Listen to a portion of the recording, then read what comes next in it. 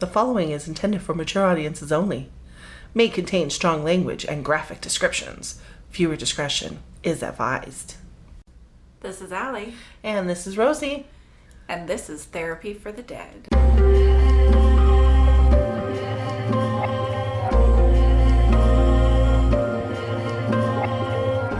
Welcome to our show today. Yes. And today we're just going to go into a little bit about what we do and why we're doing it. We are both psychics. We can see people on the other side. And we have noticed over the years that there are a lot of extra people lining up waiting to talk to us. Yes. And this isn't really something we normally do. We don't normally talk to spirits other than the ones that we know, other than family members or friends or anything like that, especially our spirit guides. But just to see all of these other spirits standing out there waiting to talk to us, we've really felt compelled to find a way to safely bring them in and talk to them and figure out what message they need to get out there. Yeah. Yeah. And then our spirit guides were the ones that, showed us that we really should put this on this platform where anyone can hear it so that these spirits can connect with their families in a totally different way without having to go to them directly. Yeah. Yeah, because let's face it, a lot of people still to this day are non-believers, or they just get freaked out really easily, which I will say, I've lived decades of life already, and each interaction with a dimensionally challenged being or entity or ghost, depends on whichever terminology you choose to use. That's a personal thing. But regardless, it a lot of times is scary, just period. Yes. Most encounters, because it's quick or they pop in. We're both very good about keeping up a bubble of protection or Yes. bricking in like a wall to keep, the safety net in. Mm-hmm. Realistically, though, there's the eventuality of, somebody's got to help them. Somebody has to help them to be able to ascend to the next level so they can be reborn again and move on. Yes. So helping us out, like Allie said, we have our spirit guides. My spirit guide is Lily, very feminine energy, always positive. And my spirit guide is Harold, very masculine energy, but also always positive. Always positive. Because once you get in contact with your spirit guide, you'll notice that they are always, always positive. They're never going to be negative. They're never going to make fun of you. They're always going to be supportive and help you in any way that they can. Yep, pushing with encouragement, as opposed to anything that's possessive or negative or anything like that. You can automatically know, at least from our perspective. Yeah. We're not going to say that our word is gospel. We'll not do that in this show, because it's always up for interpretation, everybody's individual interpretation. But in our experience, spirit guides have never ever been a negative force. It's always been positivity. So for people that are looking to seek out and touch base with their spirit guides, look for that absolute positive feeling of completely unconditional love and just looking out for your best interests. And that's really going to be what your spirit guide is. Yes. Now, helping us through this process are our spirit guides and our familiars. Now, our familiars, we each have one familiar from every color spectrum of our celestial beings. Yes, and the color spectrum is a bit harder to explain because the color spectrum isn't something that most people are familiar with. It's just something that I've been able to see. I'm very sensitive to different energies and different frequencies, and I've noticed with the spirits that I come into contact with, some of them have a different frequency versus others. Mm-hmm. So it was explained to me that these are just different levels that we all have to go through. And that's kind of the whole point as to why we're here. We go through these different levels to kind of understand ourselves better and to grow to understand each other better. So it starts with the purple level. And our familiars at that level, we have Adam and we have Sue. Mm-hmm. And the purple level is the first level that spirits coming here kind of fall into. They're pretty lost. Yeah. They struggle to understand the world and why there's so much awful things in it. They really struggle with money, addictions. They struggle with relationships. They just struggle in a lot of ways. Struggle with their own identities. Who am I? Why am I here? Type of deal. Yes, they're just sort of lost, really. And then moving up from the purple level, we have the red level. At the red level, our familiar spirits are Frank and Gina. Mm-hmm. And the red level is what we'll call the righteous level. It's very black and white. They see things as either right or wrong. They have no gray area. They're very opinionated. Mm-hmm. They're very easily angered. Yes. Frustrated over everything. Our familiars at that level, Frank and Gina. Frank's just the biggest asshole you'll ever meet. And Gina's probably the biggest bitch you'll ever meet. Yeah, she's probably about the bitchiest. Her name is Regina, but if you don't call her Gina, she kind of gets angry. Not kind of. She, the real bitch in her comes out. So that's they're so very red. And you're all out there probably thinking of people that you already know on both of those levels. You're like, wait a minute, I know this person who seems lost in life. They must be a purple. Yes. Some people call the colors aura. So for those of you out there trying to figure out what we're talking about as far as spiritual colors, so a lot of people call it the aura color. Yes, but whereas the aura will change from day to day, from your mood to your mood. Yeah. The colors we're talking about are the colors of the soul. So that's kind of the central part of a person, your soul color. Yeah. So after the red level, then we go into the green level. The people on our green level are Miss Jackie. Mm-hmm. Yes, and we have Ellen. Her name's Helen, but she's Scottish, so it's pronounced Ellen. I can't say Helen. Yes. We have picky familiars, just in case you weren't catching on to that yet. Yes, they're all very picky. They're very picky. They like to be called specific things and viewed specific ways. Yes, so and that's the way we'll roll with it. Yes, they're very opinionated. Now, the green level is often very selfish, often very, greedy, very self-absorbed.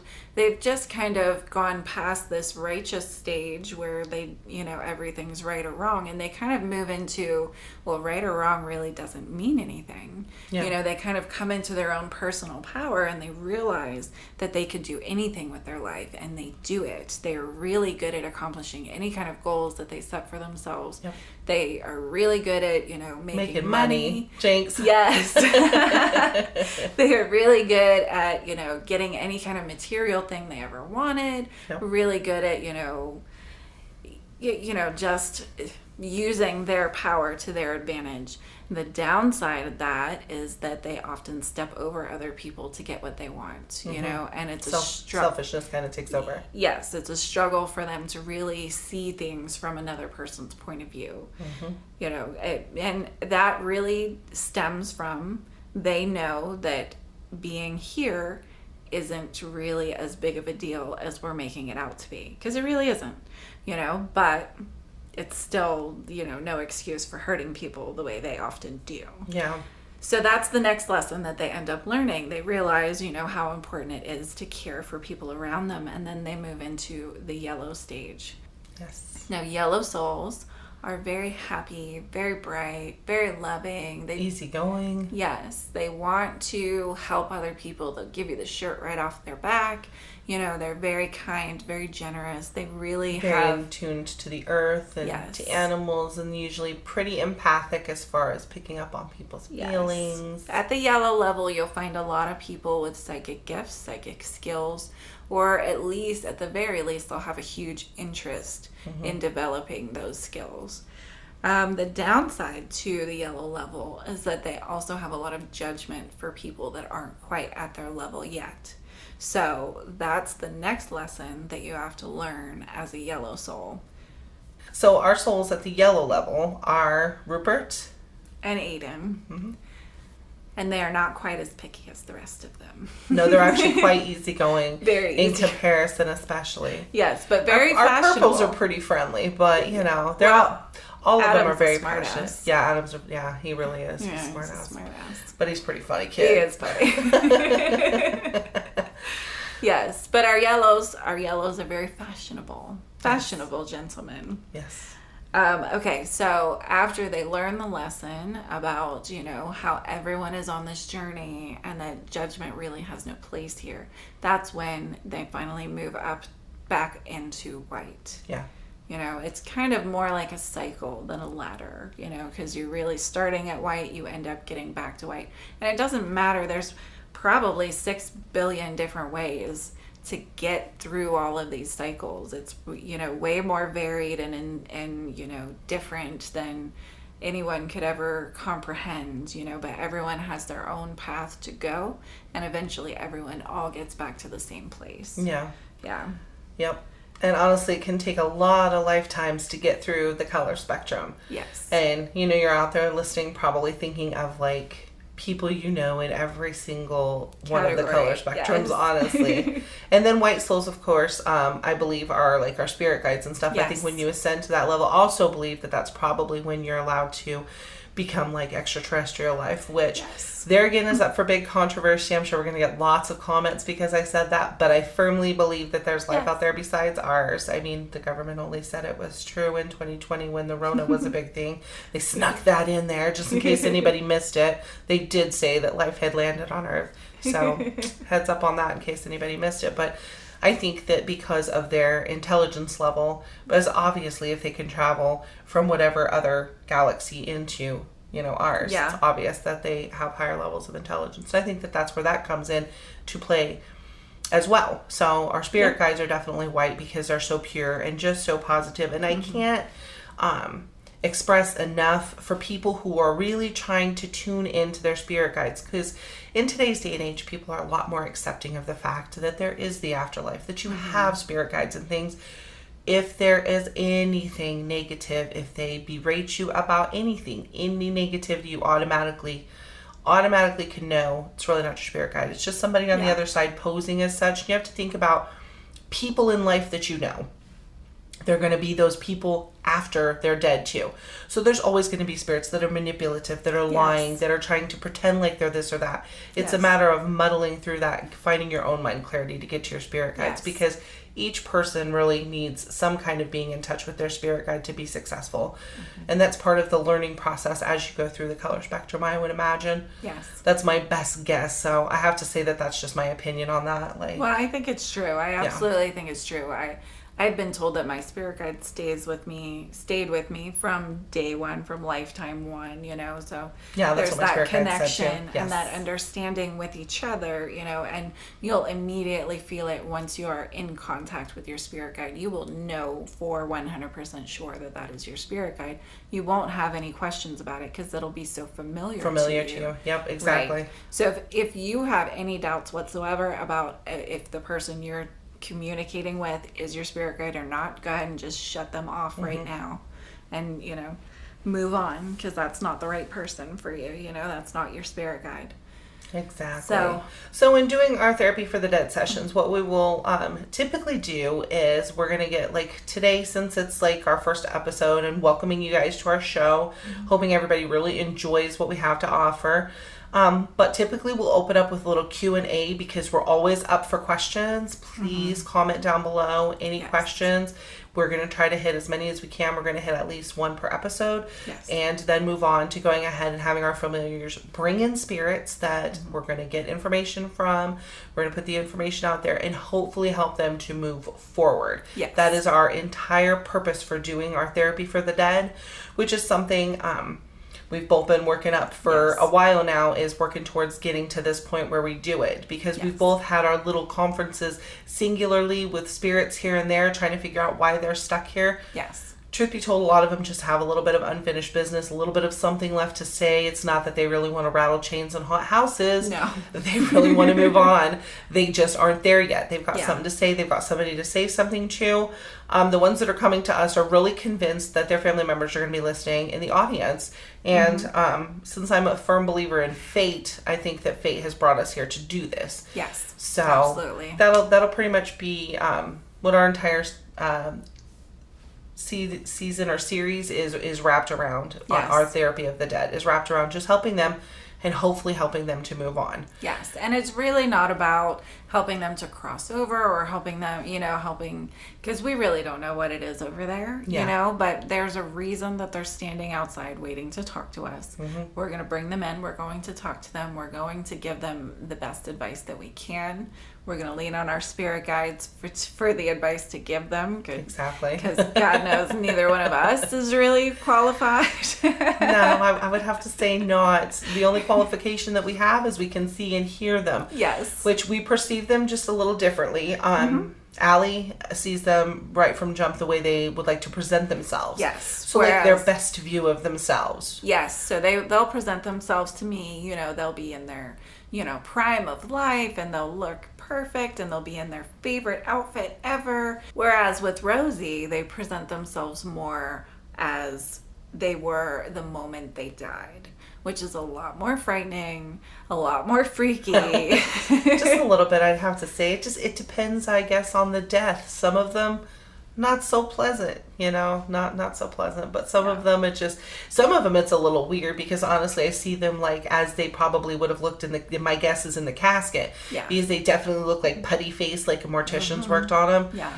I'm just not big on the casket thing. I think that is probably yet another reason why I'm huge on cremation, if I'm gonna be honest. Because I'm just like, I'll never look right, and then I take a little focus. So during the course of the series, you know, there will be times when I have to pause to really focus in to be able to see somebody in a more clear light, so that way it's not so intense as we move forward with the session. Yes, exactly. I have had the questions posed to me in this lifetime, well, after, you know, a whole lifetime of seeing this stuff, hasn't it become easier or less freaky? No. I imagine every dream you have about Freddy Krueger is still freaky. You know what I'm saying? It's no. When people look bloated and shot up or blue, and it's scary, because you're going, oh my gosh, it's ugly, it must be evil, and the truth is, they're people just like you and me. They're just on a different plane. Right. Yeah. And even with me, you know, when a spirit sneaks up on me, even though they look completely normal, it's still frightening. You know, I thought I was alone, and then bam, here comes someone. You know, it's freaky on a lot of levels. Like, boom, hey, hi, I'm here. Yeah. Hey. Like, oh, well, hold on, now I have to go to the bathroom. Yeah.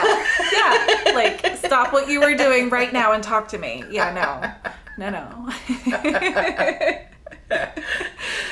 Yeah, I had an incident in our most recent home where one popped their head in the bathroom window. I was really happy to be on the toilet at the time, because that was she looked terrible. So that was one of those, like, yay, I'm happy I'm here. But then I had to put, you know, like a barrier around my entire bathroom, because I'm like, you're not welcome in here at all. No. This is my private space. Yes. Those barriers are so important. Very important. Very important. Yeah. Because if you open them up, then they're very invasive. They just come in whenever. Yeah. All right, so I think it is time to bring in our very first spirit. Are you ready? I'm ready. I don't think that Rupert and Aiden are going to be the ones bringing this time, though. I feel them. Standing right there. I do. I definitely feel them here, but I just don't know if they're ready to bring somebody, because I've got Adam and Susan. 1, 2... I got them standing outside the window. Yeah, that's what. But I see Aiden and Rupert right here. So maybe they're front and center. Like, they need to talk. They need to say something.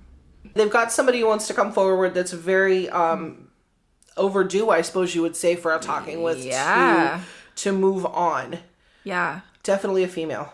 Yeah. I'm saying 30s, early 30s. Yeah, and I got like weird. A big bunch of curly hair, brown hair. Yep. Like, and it's kind of up. Yeah. It's kind of up, but like half up, half down.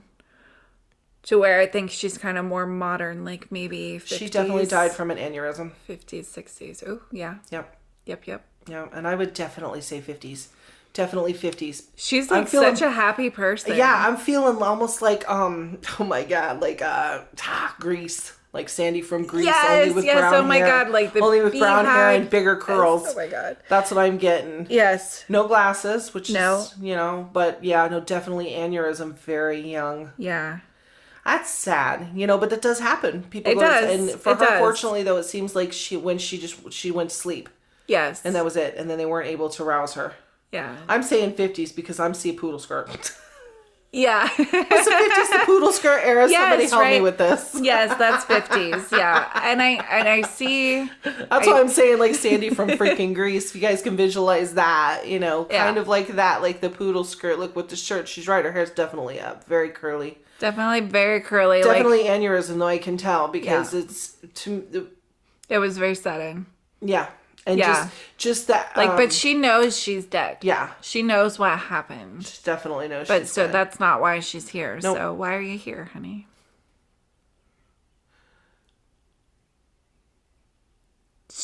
just wanted to come and give us support, is what she said to me. Well, and I get this, I don't know, I get this like feeling that basically her unfinished business was getting us kind of rolling on this. Getting us started. Is this what you're getting? Because I'm feeling she's literally just this here weird, for us. Synchronicity with her of, no, this is what I was meant to do type of deal. Right. This is why I couldn't move on, because I needed to be here and show you that they're not all as scary as you're worried they're going to be. Yeah, because I am. I'm terrified. I'm not going to, Yes. I can't even sit here and fudge or lie and pretend like I haven't been scared a million times in my life. They are people scary. are like, well, you can only watch Freddy Krueger, so many times and you're desensitized to it. Bullshit. Nope. Have somebody pop their dead head into your crapper looking like somebody took a hatchet to it and shit's hanging off of them and tell me you're not happy you're on the crapper at that moment. Like, realistically, you know what I'm saying? And in my viewpoint is a little different. So it's not always pleasant. I mean, one of the gals we talked to recently had died in a shipwreck, and she looked bloated and fucked up to me, and that's not how Allie saw her. Thank God. No. She helped me visualize her in a much better point of view, because she was like, what is she wearing? And I'm like, nothing but flabby skin and bloatedness, or what the fuck I'm seeing. Yes. So, but this, she's just like, it was just really sudden. Yeah. And that's pretty much her purpose, is to get us rolling. And I think that Aiden's completely fucking laughing at us right now. Oh my God, laughing his ass off. Oh, shit. Thanks, bud. He's like, we're bringing this simple one forward. And this is your first Rupert's one. like, this is what you asked for. I meant simple, but not completely like, okay, she's just she don't now, need and she's nothing. like, that's it. And she's gone. All right. So that was a good flow. Yeah, she's gone. She's gone. Good flow.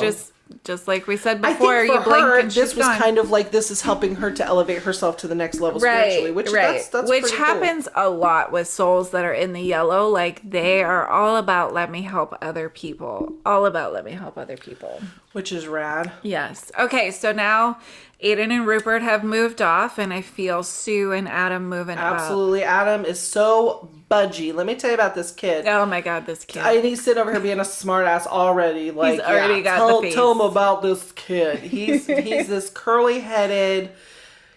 I think he's 15 if I'm not mistaken. Definitely died from what I surmised was a skateboarding accident. Yes. He concurred. Definitely impact. Yep, impact. And this would have been, I'm saying more recent, but by more recent I mean about like 8, 9, 10 years ago. Right. Yeah. And I'm thinking he was West Coast just by the way he's dressed. He tells me California. Yeah, that's what I was feeling too.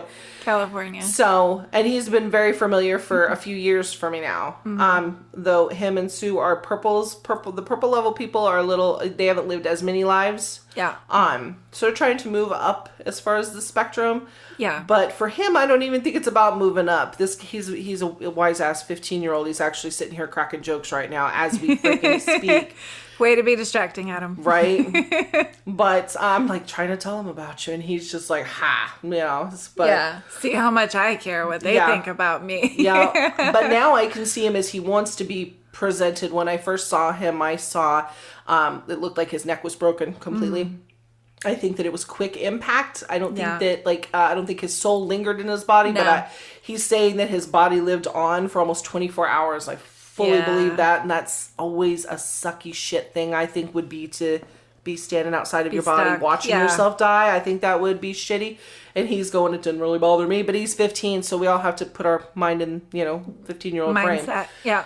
But they are bringing forward somebody because they're so adamant about bringing somebody forward. Although we were gonna go, I was kind of hoping to go down like from yellow down to green to red to purple. They're so loud, and Adam is like, he's one of those teenagers that just won't even shut up. Yes. So it's kind of like, I'm guessing when it's a spirit that they need to kind of help bring into us, it's going to be like that. He's just going to be a little bit I don't know. obnoxious. I think all your familiars are pretty loud. I'm telling you. They really freaking are. Like mine are so super low key, and they just kind of sit in the background. Rupert's the quiet one out of him and Aiden. Yes, right. Except Aiden. Aiden's, got his attitude, but he's wonderful. He's wonderful. Kid was wonderful in life as he is in death. Yes. He is wonderful. Absolutely. And Rupert's amazing. a quiet old man, so to him he's just like whatever. But Adam's like, you're not even paying attention. I know we're doing this. Oh, he brought in Wally. Why? Is this going to be whatever this clip it is when it's going to be? Because this gentleman Definitely died from alcoholism. Definitely had liver disease or something. Absolutely. I can see, like bright red nose, like, he's obviously been drinking his whole life, Bloodshot I see eyes, the yellow like skin. the cheeks are, all ready from drinking. I see him as older, like this, so this is probably close to his death. I see him, as just an older man, and I see a little bit of a like beer belly. I see like, khaki pants and a belt and like an undershirt, but then like a dirty. plaid. Yes, right? Like he's not well put together because his wife already left him years ago definitely. because of the drinking. Yeah, and the receding hairline, which he's very disappointed about. Yes. But that's like he's almost bald. Like he's got the, comb over. Yeah. And it's interesting to me for him to want to present himself in that manner because so many spirits want to present themselves like younger. Of course, I see him more as their death note. Yes. Like, that's how I'm going to put it, because it's really what it is. And he's so yellow and just definitely complete, like, liver failure. Like, poor dude. And I don't feel like it was a fast death. I think his body... It took time. Died out from underneath him, kind of. And he's concurring, like, the drink took me. The drink took me, and he fucked over everybody, apparently, in his family. I feel an Irish vibe from him. And you know what's funny is I'm also getting Ohio. Like he's American, but I get an Irish, like he's got a big Irish family and he let them all down. And he's very, that's why he's presenting himself to me as the older man that he was right before he died. Well, you know what's interesting about him bringing up the Irish is that's what he's blaming his drinking on. Because he's Irish. He's Irish. Completely.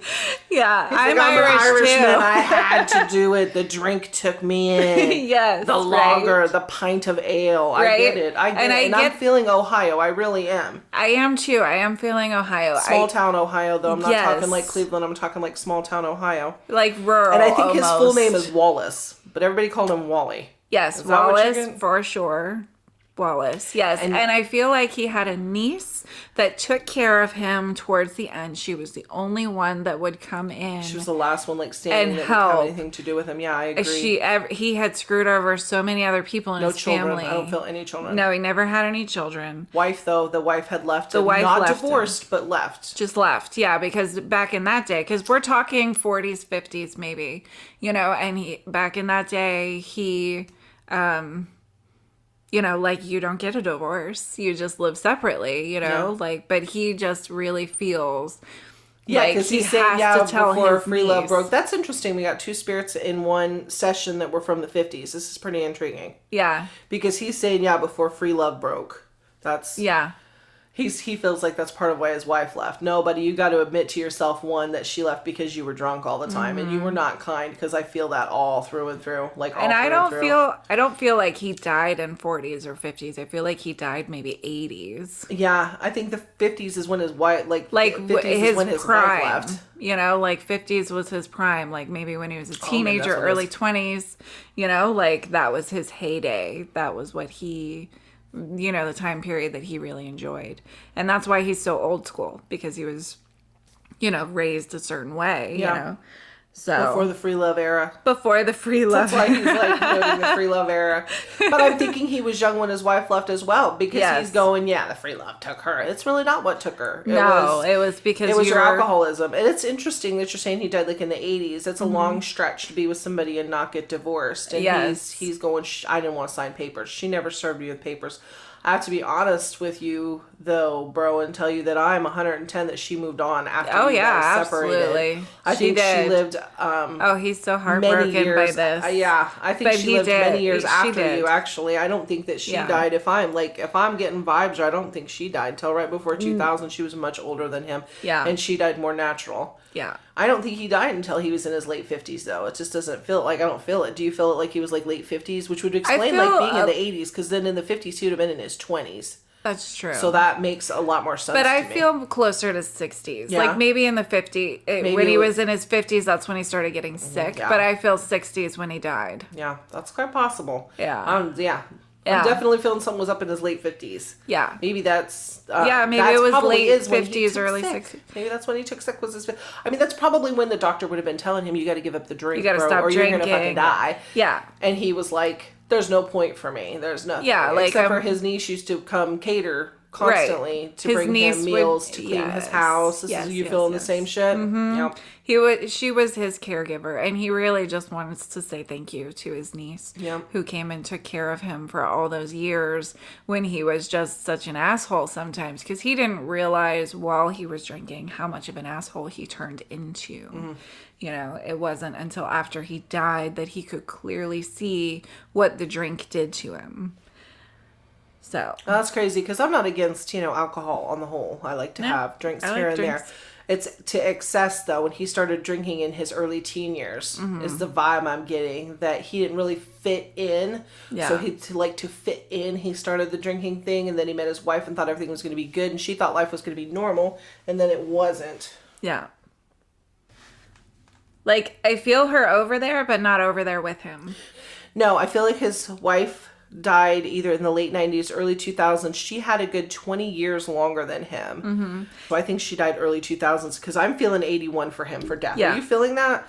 Like, I don't know why, but 81 is like big in my mind. And then 23, Okay. I think she lived 23 years past him. Okay. That's what I'm feeling. Perfect. And I don't know if this rings to anybody out there, if you guys know, but he has a feeling his niece is going to listen to this podcast. Yes. And he specifically wants to tell you, his niece, that he is so sorry Yep. for That how he he fucked treated up you. the Because way he you treated you. You were did there. nothing but, be there for him and help him through his final stage of life. And he treated you like garbage shit. Yeah. sometimes. He says he knows sometimes you guys had really good conversations, and that's why you stayed, because you saw that it was, the difference of drinking or not drinking. Nope. But he really had no idea that the drinking was as bad as it was. Yeah. And he's very, very sorry. Yeah. Yeah. I'm getting this strong feeling she's a niece from his brother. His And brother, ditched him Yes. many, many years before she had to kind of wait to get to know him, like preteen, teen years. Yes. And I because feel he like was kind of kept she's- away from the family because he was such an alcoholic. Yes. I feel like she's in the healthcare, like a CNA or a nurse or something. Mm-hmm. And she got started because of her Uncle Wally. Yep. He gave her the opportunity to make some money being his home health aide, it was. Well, I also think he left something. absolutely everything to her, which wasn't much. Yes. But I think that he left everything to her. Yeah, see, now I'm getting 61. See, I'm like 58 is prominent in my mind. So I think that's when he was told that 110% he had to stop drinking. And he's not his And he head. never did. Yeah, that's Yeah. what's up. Okay. And 61 was when he died, which is He was interesting because it 61. was 81 when he died. So that Yeah. means he would have been born in like 1940. 1940. Yeah. No, wait. I'm doing math wrong. Are we? What's 40 plus 1920. 1920. 1920. Holy shit. Wow. Well, that explains your Wally, core values. you're Though. old. I gotta say though, that explains this explains a lot to me. I did home health and I took care of people that were born in the 20s. We talked about Depression era. Yes. So their what they consider values is different than nowadays because they lived through such tough times and things like that. And to him, like his wife leaving him, the reason he never got with another woman was because he assumed eventually she was going to come back because of the way he was raised, the family he was raised in, and the era he was raised in. Yes. Like Allie said, people just didn't get divorced back then. Right. And still she moved on, definitely got with somebody Definitely. else. I don't think there was ever papers between her and that man, but there were children. I feel like they got married after he died. Oh, that's quite possible. I feel 'Cause like I definitely feel children. Right. I feel children way before they got married. Yeah, that's what I'm feeling too. But I Yeah, feel like they yeah. got married after Wally passed away. See, that's possible because I'm not picking up on like marriage on that behalf, but I Yeah. am picking up on her. Mm-hmm. And I'm definitely like Yeah, I said, the number 23 should definitely have 23 years past him. Mm-hmm. And it is sad to see, because he's devastated to think that she had another man. But at the same time, the understanding has to come as far as for you to move on that. Oh, here. He's telling me the devastation isn't because his wife is with someone else. The devastation is that he could have been that man. Yeah. If he had just Well, that makes stopped sense. drinking. Yeah. And Yeah. for you to move on, you have to accept that your flaw in this life was the drink. Right. I think that's the biggest part of holding you back in this dimension per se or plane of living, Right. is not accepting that you were an alcoholic. And also you did, the apology to your niece is something I felt is very, very, very valid. And Yes. that her hearing this is going to make a difference in her life. Yes. She's going to automatically be like, that was my uncle, and feel better. And feel better. Yes. Because it is something that weighed on her, especially how it ended, because you guys didn't have that moment of peace and goodbye at the end. Yep. It was just one day he was talking, the next day he wasn't really talking, so there wasn't that chance for a goodbye. Yep. He didn't get to tell her goodbye back. He heard her say it, but he didn't get to say it back to her, and he didn't get to say everything that he wanted to say about what an amazing kid she is. I'm just walking through that in my mind because he's on life support. Yep, I can see him. He's just on life support. She's sitting by his bed. She's the only one in the room. Yep. And he loves her so much for that. And, and he's very proud of the woman she's become, because obviously she was a kid back then. But now, she went on with her career in healthcare, and she really made something of herself. And her kids are amazing. And he's just so proud of her and everything she's done with her life. And she's going to have named one of her sons after him. Yeah. I'm 110 on that. Yeah. Yeah, absolutely. I feel like he's ready to move on, but he's like scared. And to be honest, I feel like he's afraid that the next time around he'll go back to drinking. Yeah, and to be honest, bro, it could possibly happen. It could. You have to live many lifetimes before your soul elevates. And the truth is, we take lessons from every single lifetime. But I get this huge feeling that family's waiting for you on the other side to help you move to that next lifetime, and to help you move on. And your guide is standing Always there there, waiting, and you see him, and I know you're afraid to go and talk to him, but he is the one that will be able to give you the skills that you need to stay away from the drink in your next life. Absolutely. So just it, you remember what it was like when you died, Was it that hard? Yeah, it was like you're in your body, you're out of your body. You're watching your body while it goes through its little time period of you were on life support. Right. But you were aware that you were dying. Right. You were aware it was the alcoholism that took you out. And then, so you're standing there next to your body and then boom, your body stops breathing.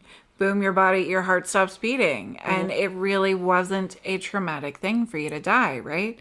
And he's saying yes. He's like, no, it wasn't that traumatic. Yeah. So crossing over, seeing your guide, talking to your guide, it doesn't have to be that traumatic. But what I'm also picking up on is he's going, what was traumatic was there was really nobody at my funeral. But your niece was there. She was there with her. I don't know if then he was her husband or if he was just a boyfriend then, I think. Because I think it was 81. Yeah, I don't think she was very old. I feel like she was. I feel like she was 20s. Young. Yeah, I felt very young. And it might not even be her current husband that went to the funeral with her, but I feel like there was somebody there with her that helped at the her. funeral. That helped her accept your death because.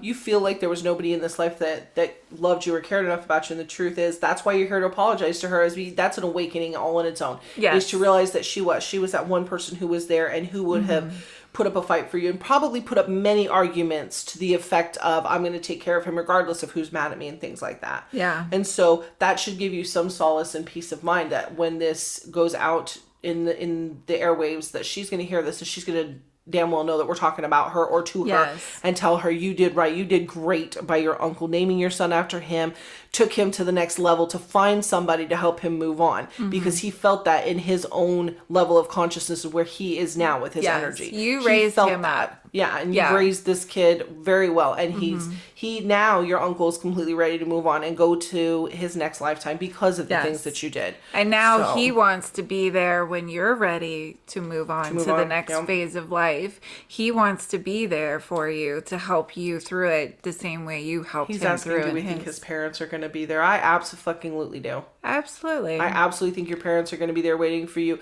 I think that's what they've been waiting on.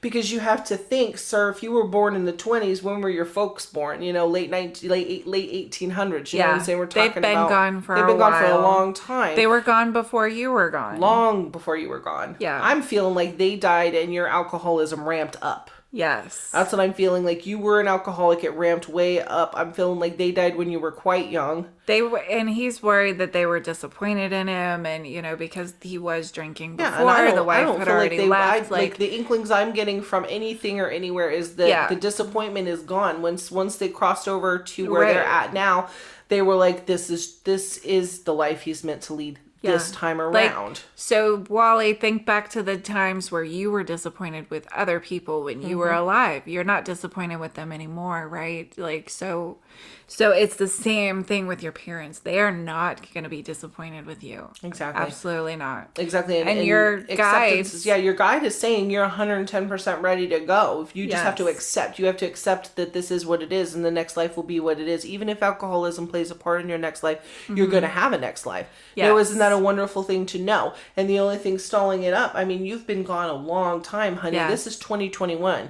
So 30 years. Wait, 10. Over 100 years since you were born. 40 years, bro. 40 years. I'm going 30. I'm no good at math today, which is fucked up because it's usually a very strong suit of mine. Numbers are universal.